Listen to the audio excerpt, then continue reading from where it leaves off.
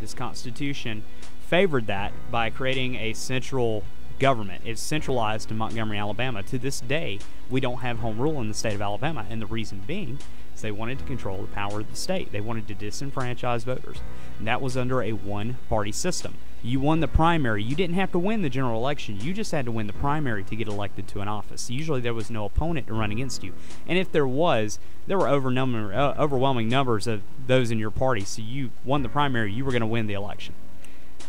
But I'll let him get on this. Mr. Brett Johnson.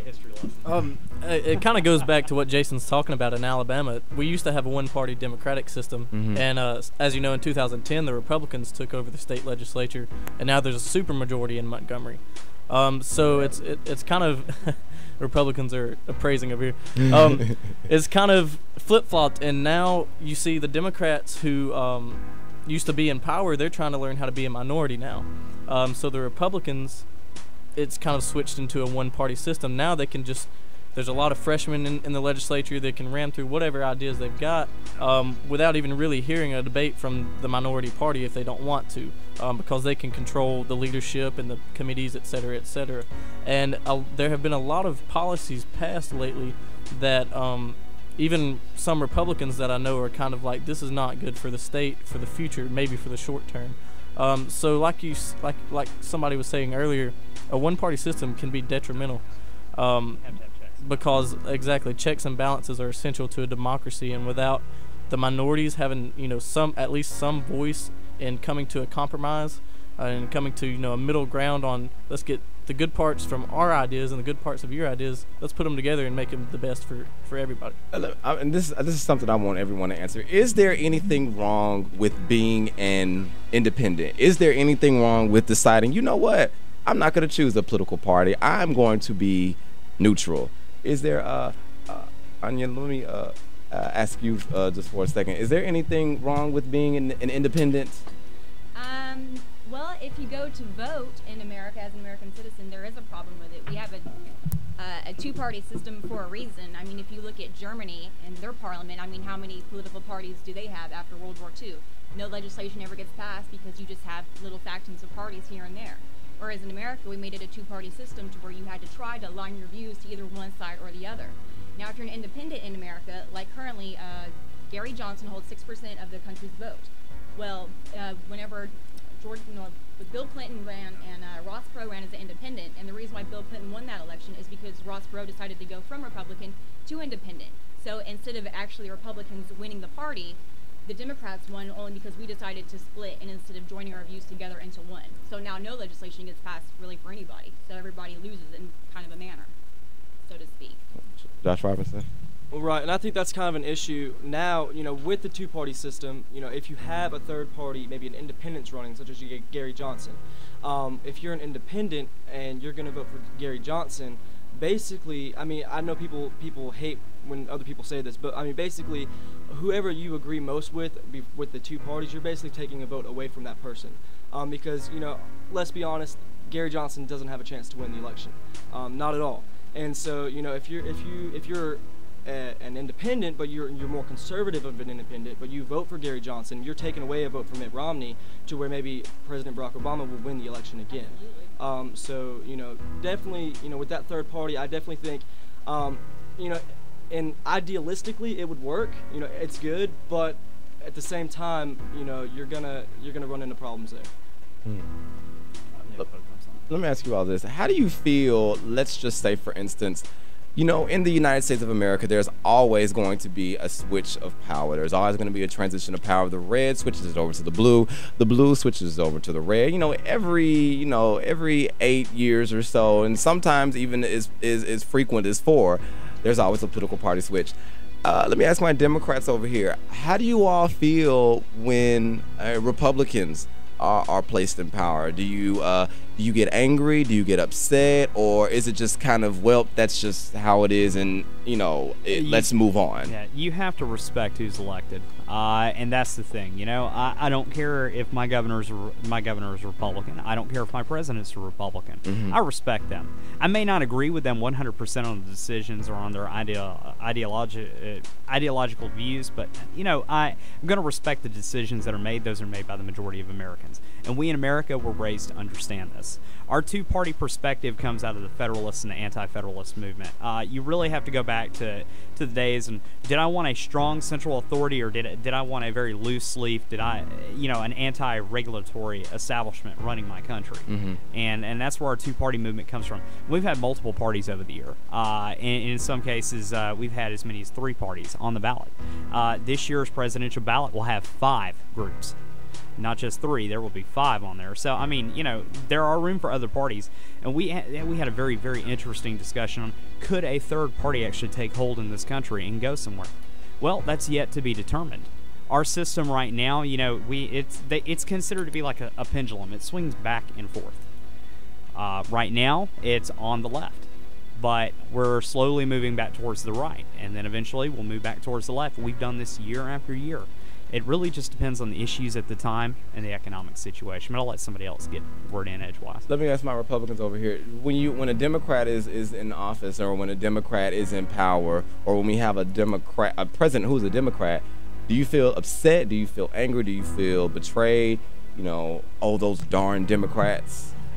Well, no, yes. Well, being a Republican, yes, I get a little upset that my guy didn't win. You want your guy to win. But when it comes down to it, I get just as upset with Republicans as I do Democrats when it comes to making decisions. Todd Akins, well, I'm sure we'll get into him later. He made one of the worst decisions as a Republican he probably could ever said. Then you get into Democrats. I don't agree with a lot of things Obama's done, but that doesn't mean I don't like him for what he has done that's correct. He has done some things right, as well as if you look at the Bush administration, he did a lot of things wrong as well. But, you just have to look at the size and take it with a grain of salt, and then hopefully you pick and do the best thing with the next election, and hopefully they'll do better. Do you agree? Do you all agree, just because someone is a Democrat, do you agree with everything that they say 100%? Or let's just say, if they say or do something that may not shine the best light on the political party. Let me just give a couple examples. As you said, Tyler Suits, the Todd Aiken remark when he was on, I believe it was the Jocko Report, a local show at an affiliate somewhere. I believe it was St. Louis. I'm not sure. But when he was on a televised show, and he said that a woman's body has the capability to terminate a pregnancy based on certain factors of a rape being done or being performed on her. She has the ability to terminate a pregnancy because she's being raped. Obviously, that was not well received by either Democrats or Republicans. And as Republicans, I want to know, how did that make you all feel? Did it make you feel that at any point, did it make you question your own political beliefs because he was a Republican? Well, it didn't make me question my political beliefs. It made me question, who we're putting into power, who we're putting into office. If I'm a Republican, that doesn't necessarily mean that I'm going to always agree 100% with what the Republican Party does. There's going to be things that I don't agree with. I'm sure, the Democrats over here, there's going to be things that the Democratic Party does they don't agree with. And that's just not, of course, because you're an individual, you can't always, you just have to pick what side that you agree with the most. Obviously, especially with elections, especially the presidential election, I'm sure, I don't agree with 100% of what Mitt Romney does, and I'm sure, the Democrats over here don't agree 100% with what President Obama does. So it's just not something you got to take. And as far as the Aiken remarks, that just, it kind of irritated me because it puts a bad light on the Republicans, and it kind of puts, furthers that stereotype that all Republicans are kind of dumb, and especially up north they see Republicans as just being southern hillbillies and rednecks. So that kind of furthered that stereotype. But you just gotta, I guess, take that with a grain of salt and just keep moving and just try to get over that. But again, both parties will have those things that happen. let me ask you all this, and I know I saw you with your hand, Brett Johnson. I'm gonna have you respond in a minute. What about in instances where every politician, no matter what, has had an open mic moment? Many of you all may or may not remember, right as President Barack Obama was about to sign the Health Care Act, Vice President Biden approached him at the microphone and whispered the F-bomb in his ear and said, "This is a big blank deal." And the F-bomb was that explicitive that I bleeped out. That probably did not shine Democrats in the best light, seeing the vice president use that kind of language. Did that embarrass you, or did that make you question your roles in the Democratic Party whatsoever? Well, when you're someone who carries the name or carries the title of a Democrat, you know, pretty much everyone knows that I'm a Democrat and that I represent the Democratic Party most of the time. So when something like that happens, they want to affiliate, you know, your name with that. So you drop your head and you say, "Oh Lord, I'm gonna have to fight this battle for a little while." Mm-hmm. But like Josh said earlier, you can't poster child someone, you know, as a Democrat, and anyone who has a D beside their name, you can't make them that person. So those are, as a Democrat, you know, locally, that's the moment when you say, I'm going to stay off of Facebook for a couple of days.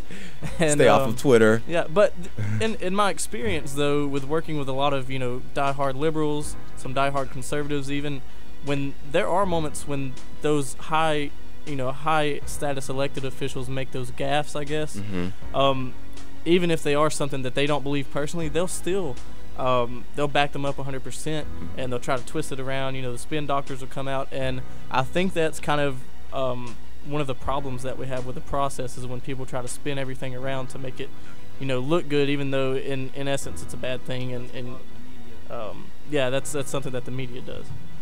Yeah, and you have to understand your media, especially in this situation. Fox is usually conservative, and MSNBC is usually liberal. CNN, they go both ways. It just depends on what's good at the time for them. So, you know, you have to really look. What do y'all disagree? Y'all think CNN's more liberal sometimes? They can be. Yeah, they're not as bad as MSNBC, but you know, it's mainstream media can put a negative connotation on anything said. They can put a negative spin on anything, and a lot of the political game, especially when you get on a national level, is about that spin. You want to control the spin, and that's a huge thing. Being a member of the media, I have expressed that many times on this show that whatever the media puts out there, for the most part, the public will believe. We'll take it. We'll usually go for it. It's kind of like a bait, you know. You just hook, line, and sinker. Just, you know, you put a bait out there and then you just reel it back in. And see, that's our culture too. And you see who takes the bait. The great people in history are recorded. It's all about how you're wrote down in the history book. It's how you're perceived at the time. Perception is key. If you're perceived to be a great, even if you did some terrible things as president, if you're always recorded by the media, oh, he's a great president, he did this, this, and this, you're going to be remembered as being one of the greats, though you may not have been the greatest. Yeah, but he who wins writes the history books. Exactly. That's say it. Say that one more time, please. He who wins writes the history books. Always true. Always true. So it is 44 minutes past the hour here on 91.9 FM WLJS Jacksonville. When we come back, I want to discuss some of the more into the stereotypes of Democrats and the stereotypes of Republicans and how they affect both parties as a whole, and how they affect the way all six of you live your individual lives. I'm sitting here with my panel. My lovely panel of six guests: Mr. Josh Robinson, Miss Anya Arisohn, Mr. Tyler Suits, Mr. Jason A. Sumner, Mr. Kenneth Smith Jr., and Mr. Brett Johnson, and Mr. Josh Robinson. We're sitting here discussing political compromise, and can we come to an agreement? Can the red and the blue come together and create some kind of greatness for this country? It is 45 minutes past the hour. We'll be right back.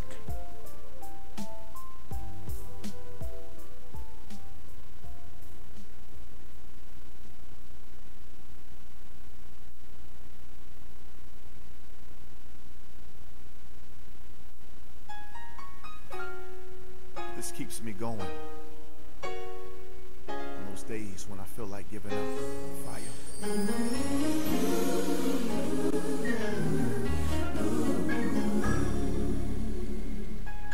I believe the storm will soon be over. I believe the rain will go away. I believe that I can make it through it. Oh, I believe it's already done. I want you to already see yourself out of the storm.